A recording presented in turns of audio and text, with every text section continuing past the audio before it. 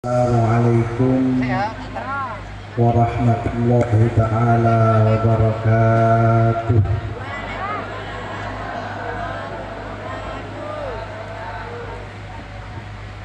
Bismillahirrahmanirrahim. Alhamdulillahi rabbil alamin. Allahumma salli wa sallim wa barik ala sayyidina Muhammadin wa ala ali sayyidina Muhammad adada ni'amillahi wa ifdalih. Allahumma akrimna binuril fahmi wa akhrijna min zulumatil wahmi waftah lana abwaaba rahmatika wansur alaina hikmataka ya arhamar rahimin. Subhanaka la ilma lana illa ma 'allamtana innaka antal alimul hakim. Allahumma hidayatan lis-shawab, amma ba'du. Yang saya muliakan para alim, para ulama, para kiai, para tokoh masyarakat, wabil khusus pengasuh dan pendiri Pondok Pesantren Asy-Sya'roniyah Kiai Haji Mokhtar Sya'roni dan keluarga semua, putra, mantu, mudah-mudahan beliau dan keluarga selalu sehat walafiat dan dalam lindungan serta barakah Allah Subhanahu wa ta'ala. Mbah Kiai Haji Muntaha Abdul Manan yang saya muliakan beserta dengan Mbah Nyai Khot, mudah-mudahan beliau juga selalu sehat walafiat. Mbah Yai Imam Muhtadi, para pejabat pemerintah, Pak Camat yang mewakili Pak Kapolres, semuanya yang rawuh di tempat ini, para santri dan para wali santri, mudah-mudahan kita selalu sehat walafiat, selalu dalam barakah Allah Subhanahu wa ta'ala. Mudah-mudahan anak cucu kita menjadi orang-orang yang sholihin dan sholihat, dan kita menjadi orang-orang yang selamat minat dunia ila yaumil akhirah. Allah berfirman di dalam Al-Quran, Syahidallahu annahu la ilaha illahu wal malaikatu wa ulul ilmi qa'iman bil qist. Para ulama mengatakan, andaikan hanya satu ayat ini saja yang menempatkan tentang posisinya orang ahli ilmu, cukup sebagai satu kebanggaan. Kenapa? Karena Allah Subhanahu wa ta'ala memposisikan ulul ilmi pada posisi ketiga setelah Allah dan malaikatnya. Syahidallah annahu la ilaha illahu. Yang kedua wal malaikatu. Yang ketiga wa ulul ilmi qa'imam bil qist. Jadi ulul ilmi itu oleh Allah Subhanahu wa ta'ala diposisikan derajatnya ketiga setelahnya Allah dan malaikat. Karenanya tidak ada kemuliaan yang melebihi ini, dan ini adalah firman Allah Subhanahu wa ta'ala. Pertanyaannya, ulul ilmi itu siapa? Ulul ilmi itu bisa talibul ilmi, artinya orang yang mengaji, bisa al-muta'allim, orang yang mengajar, al-mu'allim, orang yang mengajar ngaji, atau orang yang mendukung dengan terlaksananya kegiatan mengaji, orang yang menyiapkan sarananya, yang membantu kemudahannya. Karena sabda baginda Nabi Sallallahu Alaihi Wasallam, man jahaza jaisan faqad ghaza. Orang yang menyiapkan kebutuhannya pasukan perang, pahalanya sama dengan berperang. Orang yang memberikan kebutuhan orang yang mengaji dan mengajar ngaji sama dengan orang yang mengaji dan mengajar ngaji. Di Suriah, di Syam, di Damaskus ada komplek pemakaman namanya Dahdah. Jadi di Timur Tengah itu rata-rata pemakaman itu dikelola oleh pemerintah. Pegawai pemakaman, tukang galinya, tukang ngurus makamnya itu digaji oleh pemerintah. Ada satu tukang gali makam, didatangi oleh satu perempuan, pesan satu lubang untuk anaknya yang meninggal. Kemudian dibuatkan lubang untuk mengubur anaknya seperti normalnya biasa. Setelah jenazahnya datang, yang mengantar jenazah itu nggak banyak, hanya ibunya dan beberapa kerabatnya. Tukang penggali makam ini berada di dalam lubang, ikut membantu menurunkan jenazah dari keranda untuk dimasukkan ke liang lahat. Ketika jenazahnya ditampani, kemudian mau dimasukkan ke liang lahat, tukang gali kuburan ini pingsan. Kemudian diangkat ke atas, proses pemakamannya dilanjutkan, dikubur seperti biasa. Ketika sadar, tukang gali makam ini ditanya, "Kenapa kok kamu tiba-tiba pingsan?" Dia jawab, "Saya kaget. Belum pernah ikut menguburkan orang melihat pemandangan seperti yang ketika dia ngubur anak ini, jenazahnya masih muda. Apa yang kamu lihat? Ketika saya nampani jenazah dari atas akan saya masukkan liang lahat, saya melihat di hadapan saya itu taman yang sangat indah dan luas. Kemudian ketika jenazah ini saya pegang, akan saya masukkan liang lahat, seolah-olah ada orang yang menjemput untuk mengambil jenazah ini. Begitu dahsyatnya pemandangan itu, saya nggak kuat, kemudian dia pingsan." Sudah, hanya cerita begitu saja.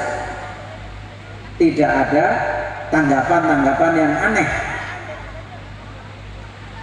Berselang 1 atau 2 bulan, ibunya yang tadi minta digalikan liang lahat untuk anaknya yang wafat datang lagi, minta 1 lubang lagi buat anak saya mati lagi. Jadi punya anak 2, yang pertama meninggal, yang kedua tidak lama kemudian meninggal lagi. Ya dipesenin digalikan lubang seperti biasa, jenazahnya datang, diantar oleh orang yang tidak banyak juga jumlahnya seperti yang sebelumnya. Dia ikut menurunkan jenazah mau dimasukkan ke liang lahat, sama juga seperti anak yang pertama tadi. Pada waktu dia memasukkan ke liang lahat, dia melihat pemandangan seperti yang dia lihat ketika jenazah pertama, tapi dia nggak pingsan karena sudah pernah melihat pemandangan itu. Setelah dikubur, dia penasaran, ibu-ibu ini siapa? Kok punya anak dua-duanya istimewa? Ketika dimakamkan, disambut oleh orang-orang yang bersih dan tampan, kemudian ada di dalam taman yang begitu indah. Akhirnya dicari alamatnya ibu-ibu, karena Suriah itu tidak besar, negaranya kecil. Setelah ketemu dia tanya, "Saya penggali makam, pengen tanya sama ibu, anaknya ibu yang pertama kerjaannya apa? Dan anak ibu yang kedua kerjaannya apa?" Ibu-ibu ini kemudian tanya, "Kenapa kok kamu tanya-tanya kerjaan anak saya apa?" Diceritakanlah kejadian itu. Ibu-ibu tadi menangis terharu karena betapa istimewanya anak-anaknya ketika sudah wafat. Kemudian ibu ini mengatakan, "Anak saya yang meninggal pertama itu adalah dia meninggal ketika sedang mengaji." Artinya meninggal kalau di tempat kita ketika sedang menjadi santri. Terus yang kedua, kok sama mendapat keistimewaan? Anak saya yang kedua ini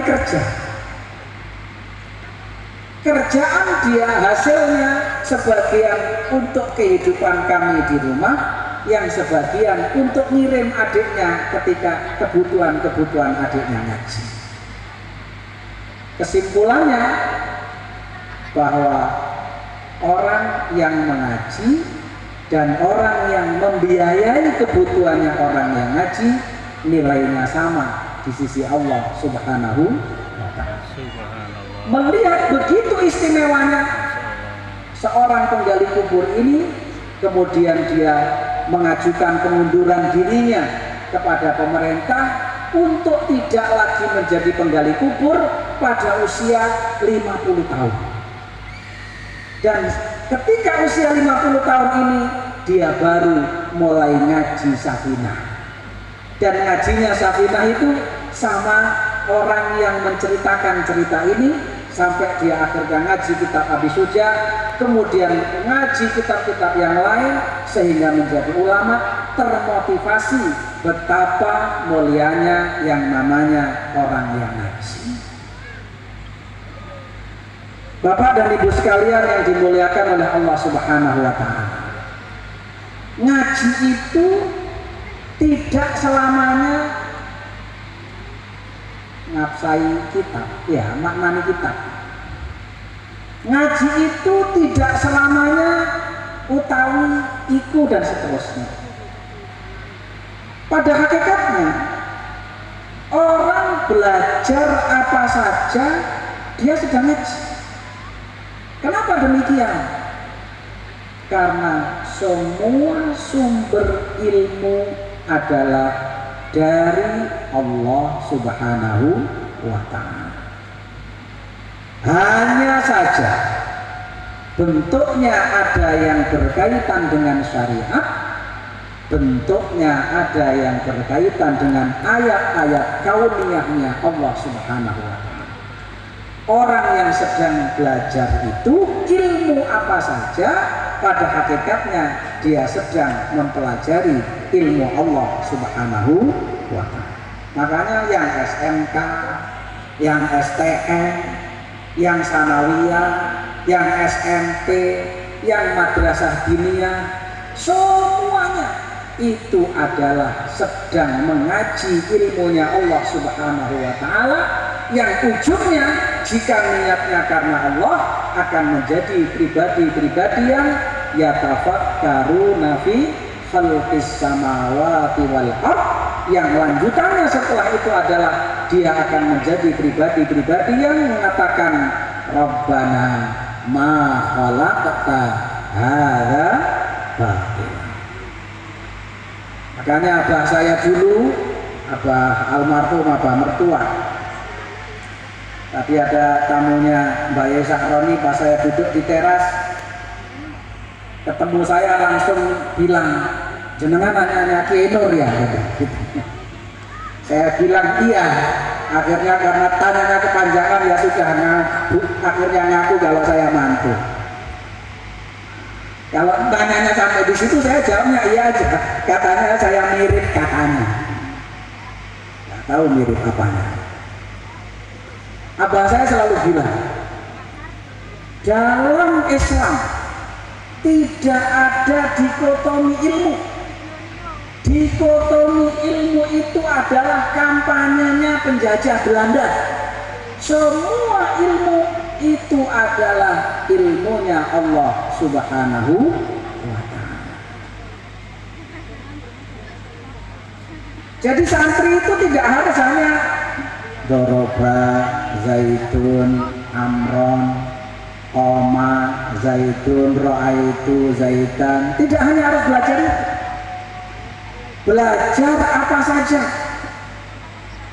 Jangan sampai semua belajar doroba, zaitun, amron, kita ketinggalan dalam urusan-urusan yang lain yang semestinya itu juga menjadi bagian kita. Saya dulu haji sama istri saya tahun 2015. Haji pramuka namanya. itu naik pesawat, pesawatnya Saudi Airline, Saudi apa Garuda, pokoknya itulah, lupa, pokoknya naik pesawat, karena kalau nggak naik pesawat nggak nyampe. Pilotnya perempuan, nggak pakai jilbab. Jadi ketika memperkenalkan nama pilotnya di pesawat, nggak paham namanya. Ternyata pilotnya ini orang Jerman yang status agamanya non-muslim, karena santri yang jadi pilot belum ada. Akhirnya yang nganterin jamaah haji pun hanya sekedar nyupir pesawatnya, itu harus non-muslim, belum bikin rodanya pesawat.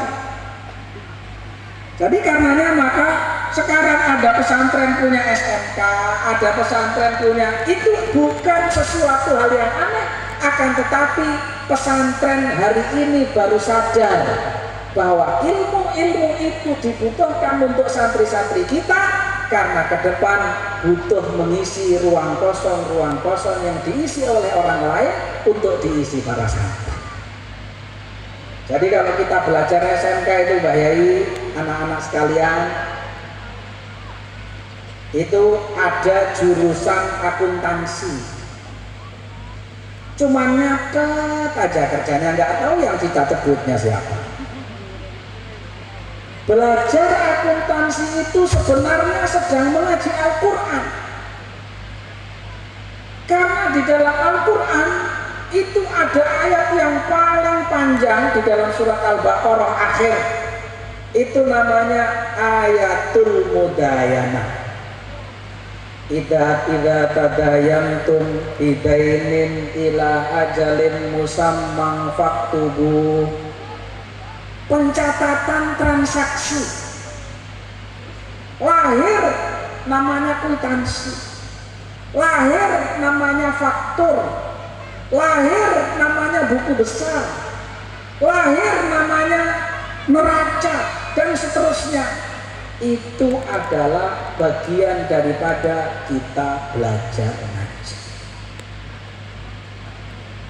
Kalau misalnya kita sedang bisnis pertambangan, tambang itu ada yang warnanya putih, namanya nikel, boksit, ada yang warnanya hitam, namanya batu bara, ada yang warnanya macam-macam. Itu juga sebenarnya kalau kita mendalami sedang belajar Al-Quran, karena di dalam perut bumi ini isinya bermacam-macam, juga disebutkan oleh Al-Quran, dan warnanya macam-macam juga disebutkan oleh Al-Quran.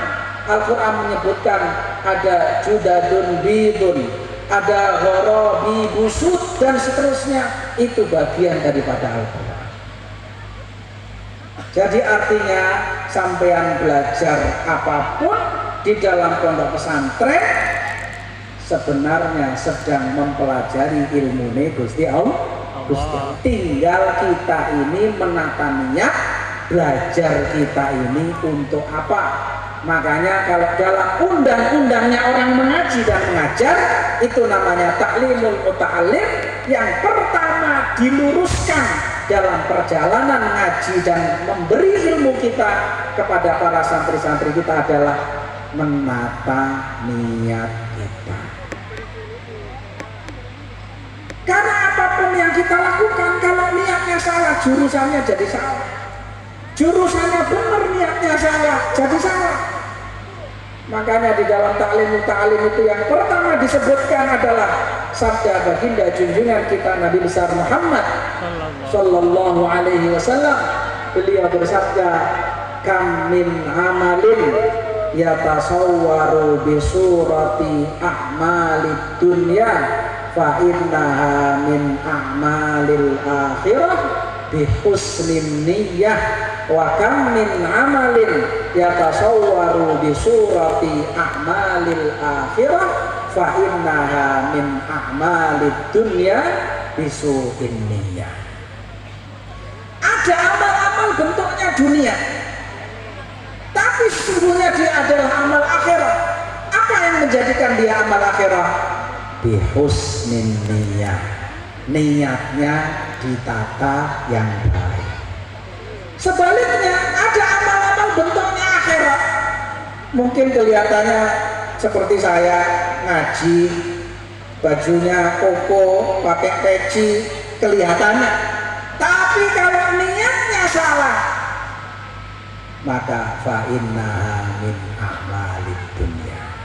Jadi niat itu sesuatu hal yang sangat sederhana, akan tetapi ini selalu menjadi pesan pertama dari baginda junjungan kita Nabi besar Muhammad sallallahu alaihi wasallam dan para aslafun salihun, bahkan para guru-guru kita, biar jangan sampai apa yang kita jalankan selama kita ngaji atau memberikan ilmu kepada santri-santri kita menjadi sesuatu yang mubazir.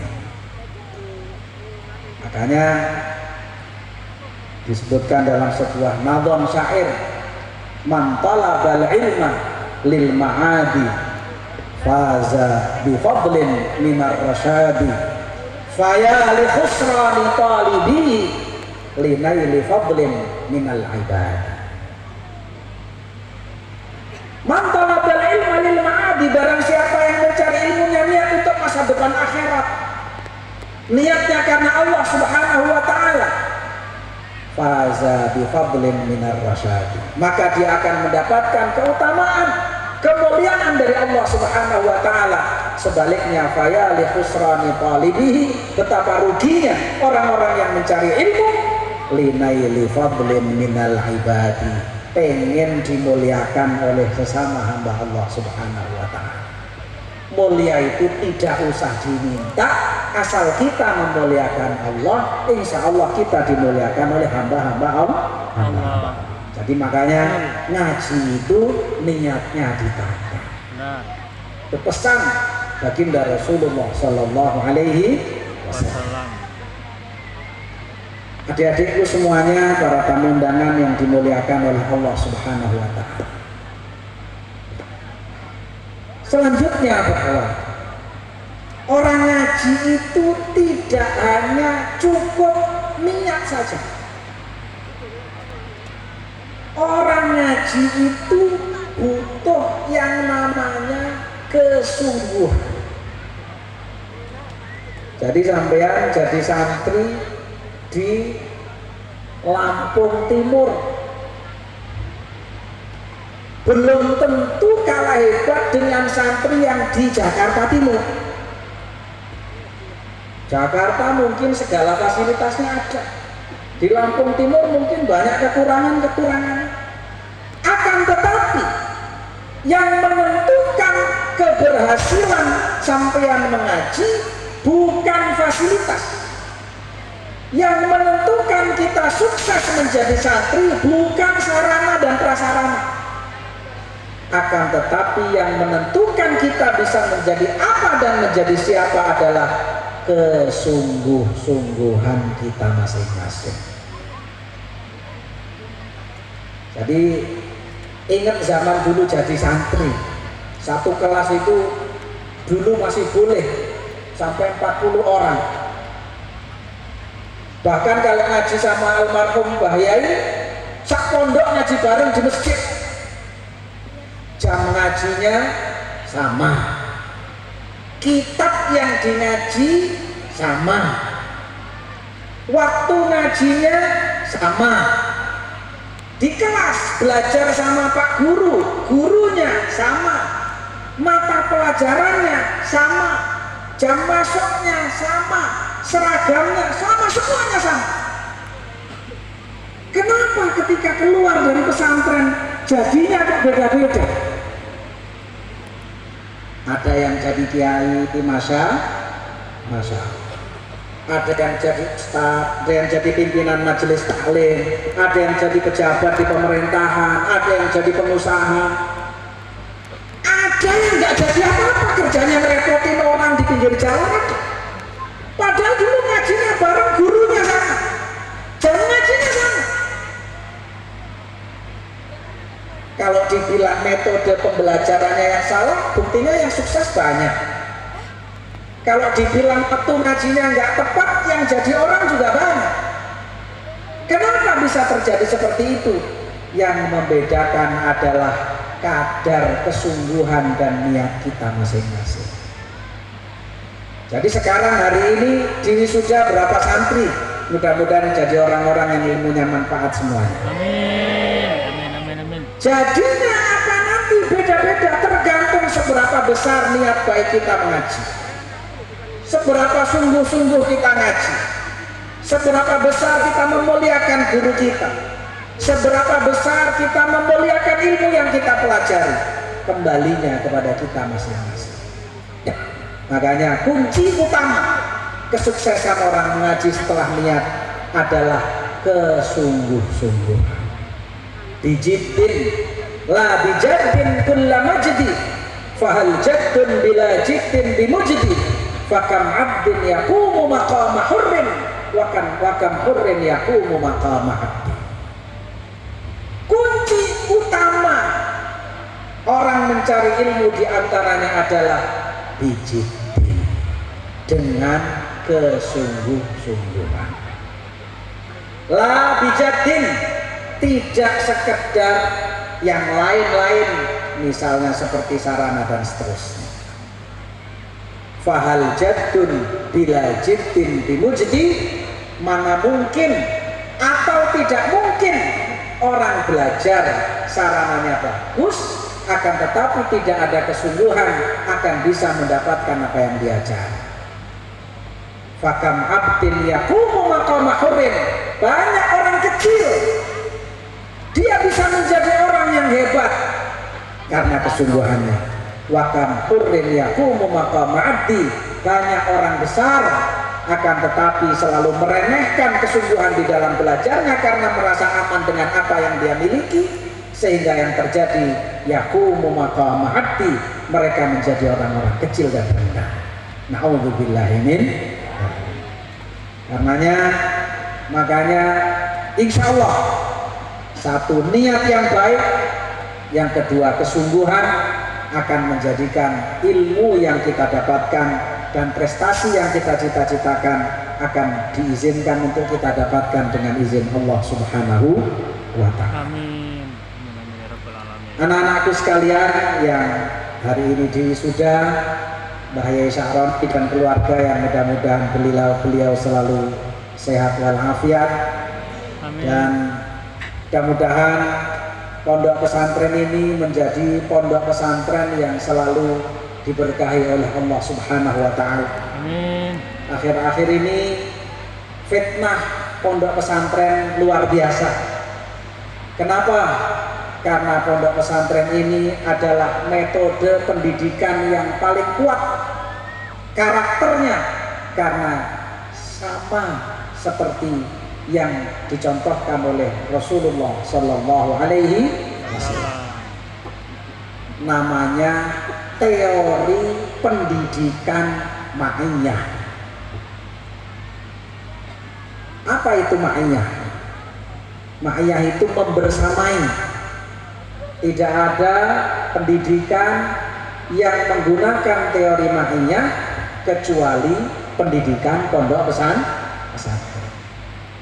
Makanya kalau menjadi santri itu sama dengan pada zaman baginda Rasulullah Sallallahu Alaihi Wasallam. Makanya santri-santrinya Kanjeng Nabi itu jumlahnya 124.000 santri, semuanya dipanggilnya adalah sahabat. Kenapa? Karena membersamai dan dibersamai oleh Rasulullah Sallallahu Alaihi Wasallam. Makanya teorinya namanya ma'iyah, bersama. Kiainya, ustadznya, santrinya, pegawainya hidup di dalam satu tempat, rumah besar yang namanya pondok pesantren. Nah, ini sekarang yang dekat dengan sunnah baginda Nabi Sallallahu Alaihi Wasallam mulai digoda, diganggu, difitnah, tes kekuatannya seperti apa. Makanya santri itu harus kuat. Kalau saya dulu mengistilahkan dari istilah bahasa almarhum apa itu, santri itu kalau dalam bahasa terdiri dari dua suku kata. Satu, san, artinya matahari. Dua, tri, artinya pohon. Matahari mempunyai fungsi yang sangat luar biasa. Kalau tidak ada matahari, bagaimana bumi ini? Begitu juga dunia ini. Kalau tidak ada santri, kita nggak akan tahu nasib bangsa kita sendiri, negara kesatuan Republik Indonesia. Tri itu pohon itu kalau hilang dari muka bumi ini, longsor di mana-mana, musibah di mana-mana, banjir di mana-mana. Kalau tidak ada santri, kita bisa bayangkan bagaimana moral bangsa kita ini. Makanya banyak yang iri dengan santri. Ketika santri banyak yang menjadi orang hebat, mulai banyak orang yang menghasut. Makanya kita harus bersiap-siap, karena Rasulullah SAW menyampaikan kullu li ni'matin mahsud, sunnatullah. Makanya santri itu diajarin wiridan. Suka wiridan enggak? Diajarin wiridan. Untuk apa? Untuk menjadi tahsin. Jadi santri itu tidak hanya ngaji saja, tidak hanya sungguh-sungguh saja, tidak hanya niat yang baik saja, tapi juga harus istiqomah dengan azkar dan aurat. Kenapa harus istiqomah? Saya pernah tanya sama guru saya, Al-Habib Zain bin Ibrahim bin Semit hafizahullah. Sekarang kita ini bisa memetik hasilnya istiqomah itu setelah berapa tahun kita mengamalkan sesuatu. Beliau menjawab, orang itu akan bisa merasakan hasilnya istiqomah melaksanakan sesuatu itu setelah minimal 15 tahun sampai dengan 20 tahun, bahkan ada yang lebih dari itu. Orang mengistiqomahkan sesuatu baru nanti ada hasilnya. Makanya kalau sampean menjadi santri, diajarin gurunya, diajarin bahayanya wirid A, wirid B, wirid C, dan seterusnya. Ketika menjadi santri, usianya masih 12 tahun, usianya masih 15 tahun, 15 tahun kemudian diistiqomahkan, tepat usia 70 tahun, mulai berkeluarga, mulai berjuang di tengah masyarakat, mulai merasakan hasilnya istiqomah wirid itu. Ada orang yang minta wirid, sudah mengamalkan, baru 1 minggu nagih ke kiainya yang ngasih wirid, Pak Kiai saya sudah wirid 1 minggu kok belum ada hasilnya. Dia baru seminggu wiridan. Ada yang baru 1 bulan. Padahal orang merasakan hasil nikmatnya atau buah daripada istiqomah itu minimal 15 tahun, minimal 20 tahun. Jadi sampean melihat karomahnya para mbah-mbah kita, para karomah para sesepuh kita menjadi seperti apa yang kita lihat, itu melewati masa yang sulit puluhan tahun, karena tidak ada namanya manusia satu berkumpul pada dirinya dua hal yang sama, al-yusra dan al-yusra. Pada satu orang dalam hidupnya tidak mungkin. Al-usra dan al-usra pada satu orang juga tidak mungkin. Akan tetapi setiap orang diberi oleh Allah Subhanahu wa taala al-usra dan satu al-yusra. Tinggal kita mau menempatkan al-usranya di depan, al-yusranya di belakang, atau menempatkan al-yusranya di depan, al-usranya di belakang. Pilihan kita sendiri. Kalau kita mau al-yusranya di depan, masa depannya bagus, menjadi orang yang hidupnya mudah, harus mau al-usra di belakang, di depannya. Tapi kalau kita hanya menjadi al-yusra di depan, menikmati hidup pada masa muda, jangan berharap tuanya enak. Wa man ramal ula min ghairi kaddin adha'al umrah fi talabil muhal.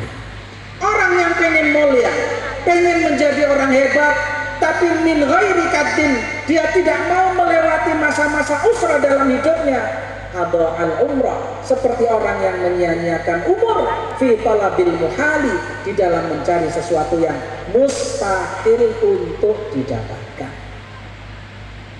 Jadi makanya kalau sama si Mbah Yai suruh tirakat, suruh bangun malam, suruh ngaji waktu-waktu tertentu, suruh sholat berjamaah, itu diambil usranya di depan, biar yusranya di belakang. Mbah-mbah kita zaman dulu kalau nggak menemukan usra di depan itu sedih, bahkan mengusrakan dirinya, mutehlah, puasalah, nyepilah, uzlahlah, menyengsarakan dirinya. Karena untuk apa? Untuk meraih masa depan yang baik. Kalau istilahnya Al-Quran, wa amman bakhila wastaghna wa amman saddaqa bil husna fasanuyassiruhu lil yusra. Saddaqa bil husna ini usranya, fasanuyassiruhu lil yusra itu adalah yusranya. Saddaqa bil husna itu berat. Tapi yang kedua, wa amman bakhila wastaghna wa kadzdzaba bil husna fasanuyassiruhu lil usra. Tapi percayalah, usra di masa mondok yang hanya beberapa tahun akan berbuah yusra sampai ketika kita menjalani kehidupan, sampai kita bertemu dengan Allah Subhanahu wa ta'ala. Kalau dalam istilah bahasa Al-Quran apa? Ada kalimat dalam 2 ayat, yang satu disebutkan secara nakirah dan yang satu disebutkan secara makrifat, diulang 2 kali, ya. Fa inna ma'al usri yusra, inna ma'al usri yusra. Al usrunya disebutkan 2 kali makrifat pakai al, yusranya disebutkan 2 kali nakirah. Makrifat itu mahdudah, terbatas, sedangkan nakirah ghairu mahdudah, tidak terbatas. Nakirahnya diulang 2 kali, ma'rifatnya diulang 2 kali. Ketika fa inna ma'al usri ma'rifat, yang kedua inna ma'al usri ma'rifat lagi. At-thaniyah hiya ainul ula. Al-usra yang kedua dan al-usra yang pertama hakikatnya adalah satu. Yusra yang pertama disebutkan nakirah, yusra yang kedua disebutkan dengan nakirah. At-thaniyah hiya ghairul ula, bukan yusra yang pertama. Artinya apa? Satu usra akan berbuah yusra yang banyak. Kita mungkin tirakatnya hanya beberapa tahun di pondok pesantren, tapi kita akan mendapatkan banyak kemudahan, mulai diberi jodoh yang soleh dan solehah oleh Allah, diberi dzurriyyah keturunan yang soleh dan solehah oleh Allah, dimudahkan rezekinya hissiyah dan ma'nawiyah, dimudahkan perjalanan karirnya, dan seterusnya. Itu adalah buah yusra yang banyak dari usra tirakat yang kita jalani di pondok pesantren. Mudah-mudahan apa yang sudah diberikan oleh Mbah Yai kita selama di pondok pesantren ini menjadi bagian daripada bekal hidup perjalanan yang bisa menyusrokan kehidupan kita di masa yang akan datang. Dan kita hadiahkan suratul Fatihah untuk para wisudawan dan wisudawati pada umumnya, dan wabil khusus kepada muassis pondok pesantren ini Mbah Yai Syahrani dan para Mbah Yai kita yang lain. Mudah-mudahan senantiasa dalam ridha dan keberkahan Allah Subhanahu wa taala. Ala hadhihi niyyah wa ala kulli niyatin salihah wa ila hadratin nabi sayyidina Muhammadin sallallahu alaihi wasallam. Al-Fatihah. A'udzu billahi minasyaitonir rajim. Bismillahirrahmanirrahim. Alhamdulillahirabbil alamin arrahmanir rahim maliki yaumiddin. Iyyaka na'budu wa iyyaka nasta'in. Ihdinas siratal mustaqim. Shiratal ladzina an'amta 'alaihim ghairil maghdubi 'alaihim waladdallin. Demikian kurang lebihnya mohon maaf. Hadanallahu wa iyyakum ajma'in. Ja'alanallahu wa iyyakum mimman yastaujibu syafa'ata sayyidil mursalin. Ihdinas siratal mustaqim. Wallahul muwaffiq ila aqwamit thariq wal 'afwu minkum. Wassalamu alaikum warahmatullahi wabarakatuh.